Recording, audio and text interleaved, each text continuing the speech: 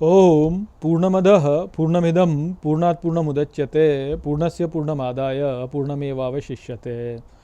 ओम शांति शांति शांति। नमस्कार मित्रों, आज की वीडियो में हम बृहदारण्यक उपनिषद के दूसरे अध्याय के पहले ब्राह्मण का जो 5वां मंत्र है उसका पाठ करेंगे। तो आइए देखते हैं कि ये मंत्र क्या कहता है। तो जो मंत्र वह कहता है, स होवाच गार्ग्यः, अर्थात तब वह गार्ग्य बोला, य एवायम आकाशे पुरुष एतम एवाहम ब्रह्मोपासिति, अर्थात यह जो आकाश में पुरुष है इसकी ही मैं ब्रह्म के रूप में उपासना करता हूँ। स होवाच अजात शत्रु, अर्थात तब वह अजात शत्रु बोला, माँ मैं तस्मिन् संवदिष्ठा, अर्थात मुझसे इसमें संवाद मत करो। पूर्णम अप्रवर्ति इति वा अहम एतम उपासिति, अर्थात पूर्ण अपरिवर्तन करने वाला ऐसे ही मैं इसकी उपासना करता हूँ। स या एतम एवं उपास्ते पूर्यते प्रजाया पशुभिः, अर्थात वह जो इस प्रकार इसकी उपासना करता है प्रजा पशु द्वारा पूर्ण होता है। नास्य अस्माल लोकात् प्रज उद्वर्तते, अर्थात नहीं उसका इस लोक से बीज बाहर निकलता है। तो यहाँ पर अब जो है बालाकी गार्ग्य जो है वह कहते हैं कि आकाश पुरुष जो है उसको उसकी मैं ब्रह्म के रूप में उपासना करता हूँ। तो सूर्य के लिए भी मना कर दिया, चंद्रमा के लिए मना कर दिया, विद्युत के लिए मना कर दिया, तो अब आकाश पुरुष बोला उन्होंने। तो ये जो आगे के बहुत से मंत्र हैं इसी प्रकार से चलते जाएंगे। अलग अलग प्रकार के पुरुष जो हैं वह गार्ग्य बोलेंगे और जो है अजातशत्रु उनका खंडन करके बताते रहेंगे कि इनका महत्व क्या है, इनका महत्व क्या है। तो उससे हमको बहुत सारी बातें समझ में आएंगी यहाँ पे। तो यहाँ पे अब आकाश पुरुष के विषय में कहा गया कि अजातशत्रु कहते हैं कि आकाश पुरुष वह है जिसको कि जो अपरिवर्तनशील है और पूर्ण है। तो इस प्रकार से मैं इसकी उपासना करता हूँ। और जो ऐसे उपासना करता है वह जो है वह प्रजा पशु द्वारा पूर्ण हो जाता है और उसका बीज जो है बाहर नहीं निकलता। तो यहाँ पर जो बात बताई जा रही है वह आकाश पुरुष के विषय में बताई जा रही है। अब आकाश पुरुष जो है वह क्या है, तो पहले भी बताया गया कि मन देव जो है वह आकाश से संबंधित है।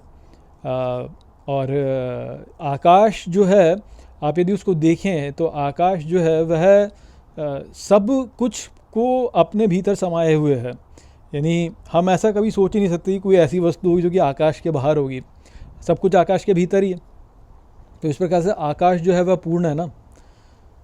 तो जब कोई व्यक्ति आकाश पुरुष की ओर अपनी स्थिति करता है तो वह वास्तव में एक प्रकार से कहें तो शून्य की उपासना कर रहा है या पूर्ण की उपासना कर रहा है, जो भी आप कहें उसको। शून्य और पूर्ण वास्तव में एक ही है, क्योंकि आत्मा जो है वह एक बिंदु है, उस बिंदु से ही वास्तव में संपूर्ण आकाश उत्पन्न हुआ है।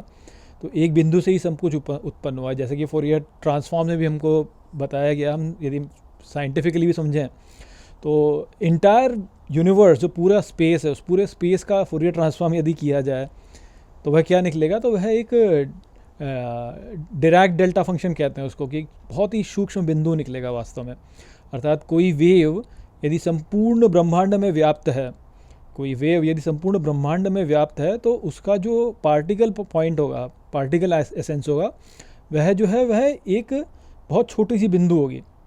और यदि कोई बहुत छोटी सी बिंदु है तो उससे संबंधित जो वेव है वह संपूर्ण ब्रह्मांड में व्याप्त है। यह ही वास्तव में हाइजेनबर्ग्स अनसर्टेनिटी प्रिंसिपल कहता है। तो विज्ञान भी इस बात की पुष्टि करता है कि संपूर्णता और शून्यता वास्तव में एक ही है। तो जो व्यक्ति आकाश की उपासना करता है वह अणु आत्मा कह सकते हैं आप, आत्मा अणु जो है उसकी उपासना भी कर रहा है एक प्रकार से।